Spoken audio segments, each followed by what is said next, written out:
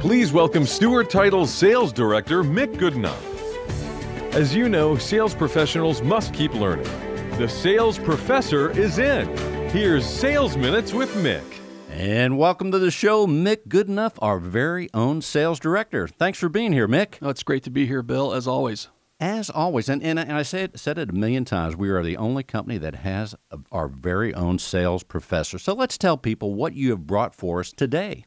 Well, today we're talking about the tools in your toolkit. As you know, there are endless numbers of sales tools, and some of them are sales general, and some of them are industry specific. And what's important is how you choose the tools that you use to support your sales career and how you use them as you go along. And it can be very, very confusing. One of the things I like to do is if you go to the iTunes store and go to productivity and just type in sales, the number of apps that come up that support sales is endless, astronomical number of support tools. So it's really important that how you choose them and how you use them. It really is, and we say sales is so important, but also any endeavor, you have to have the right set of tools. Even Michelangelo, he had his paintbrush, his palette, his ideas, all those things are tools. Give us an idea of some of the tools that come first to your mind that we should know about in the exciting world of sales. Well, one of the most important tools is some type of a calendaring tool. A lot of people use Outlook if they're using a Microsoft Office suite. Any kind of contact management system, CRM is a big one. Ways you track your activities and your interactions with your customers is probably the number one tool you should have.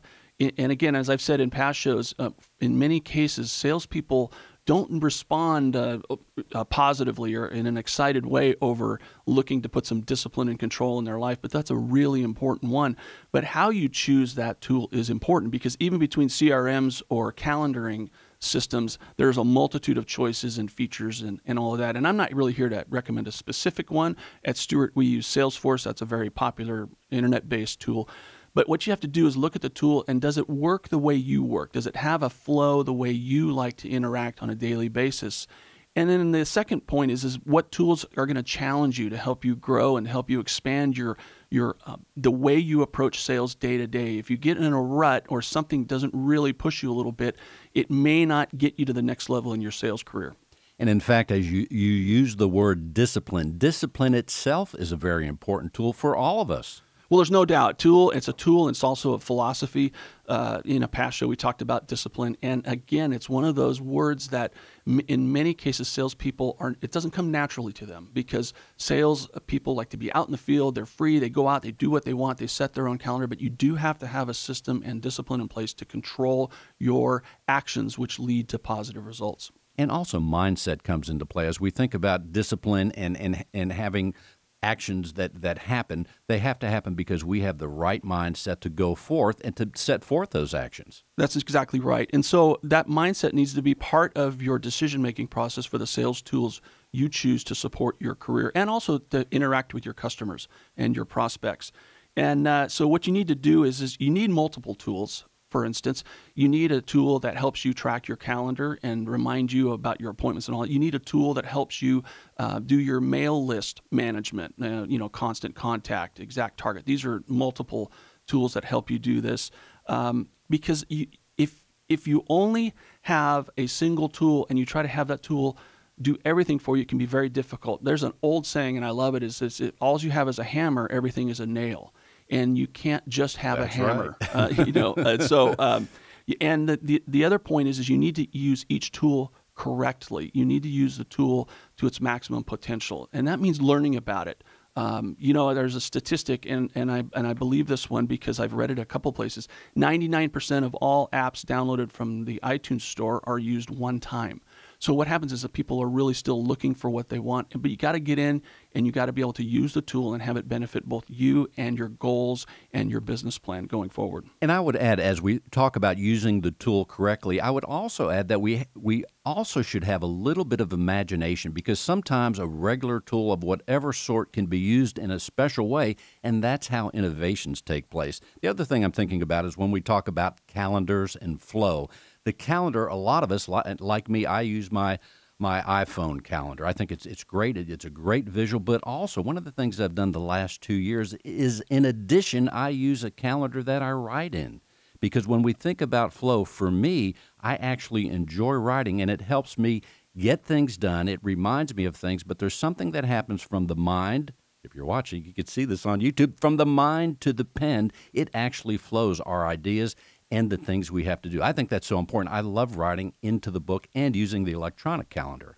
Well, it's a great segue here, Bill, because the important part about using any type of electronic device to especially in a presentation mode, like for instance, I wouldn't call it a disciple, but I'm a follower of this program that says when you're doing a PowerPoint presentation, when you're preparing to present to a group of people, they recommend you write the story. You write out each slide by hand. You tell the story, and so much of our instinct is to write. And I love writing things down. In fact, you see it in front of me here. The point is that helps solidify your thought process so that when you go in and you create your electronic presentation or your electronic interaction, it still has that heart to it. You're not just typing in a bunch of things, bullet points, and then you go off and forget it. You have to believe these things are important. And so that's a crucial point. It's a great point you make on that note.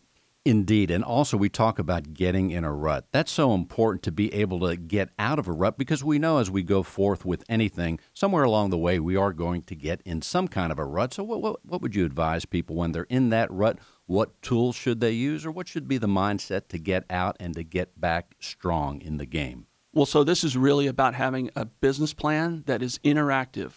In a previous show, having a plan. Have a plan. There right? you go. So if you have a plan, so you have your goals and you have the tasks associated with those goals, and you have to have it written down and you have to refer to it regularly. In a past show, we talked about a business plan, and many people write a business plan at the end of the year, ready to go get the new year with gusto, and then the plan sits up on the shelf or it sits in the computer and you don't refer back to it. That's the only way to know if you've gotten off the rails, is to look at your plan, look at your goals, and look at the tasks that support those goals. And are you checking those off? Are you engaging with your goal system? And that is really and truly the one way to get back in gear, get out of the rut, whatever metaphor you want to use. That's the most important thing to have, is the plan. And my mind's going back to the book that we both know and love, The 12-Week Year. Having a plan, also having information and knowledge is not good unless we execute. It's about execution, following the plan. That's exactly right. I finished my first 12-week year plan, and I can tell you it was incredibly humbling. It was a very, very difficult process to because we scored ourselves every week on what we accomplished. And time is such a nebulous thing, and it gets away from you, and you can't have ownership of it. But you have ownership of your priorities, and that was really the biggest learning curve. So in designing my new 12-week year plan, I learned a lot, and I learned that simplify, have a finite number of tasks associated with a goal, and that keeps you engaged and excited. If you have a laundry list of things you need to accomplish and you get halfway through and you find you're slipping, you're getting behind, you become demoralized, and then the whole plan goes right out the window. So it's really important. These are all part of the whole idea of choosing a tool. The 12-week year is a tool. It may not be for everyone, but it is a tool. The one thing I want to stress with tool selection is when you have to have multiple tools that are working, that generally lead to positive results. The one thing to remember is when you introduce a new tool into your toolkit, you can't abandon the other tools. And we see this a lot in our own company with sales training. We bring a new tool in. We bring a new effort in. For instance, Breakthrough Broker is a perfect example. Really great tool. What happens is reps tend to go whole hog into using that tool and getting engaged, and then neglect the other tools that could be used in specific situations. So you have to take the tools you have in front of you and know when you're going to apply them and know when they fit in. Very nice, Mick. And let's tell people how they can learn more. All you have to do is email me at mgoodenow@stewart.com. Happy to respond to any questions. Very nice, ladies and gentlemen. Mick Goodenough, our sales director at Stewart Title. Thank you, Professor.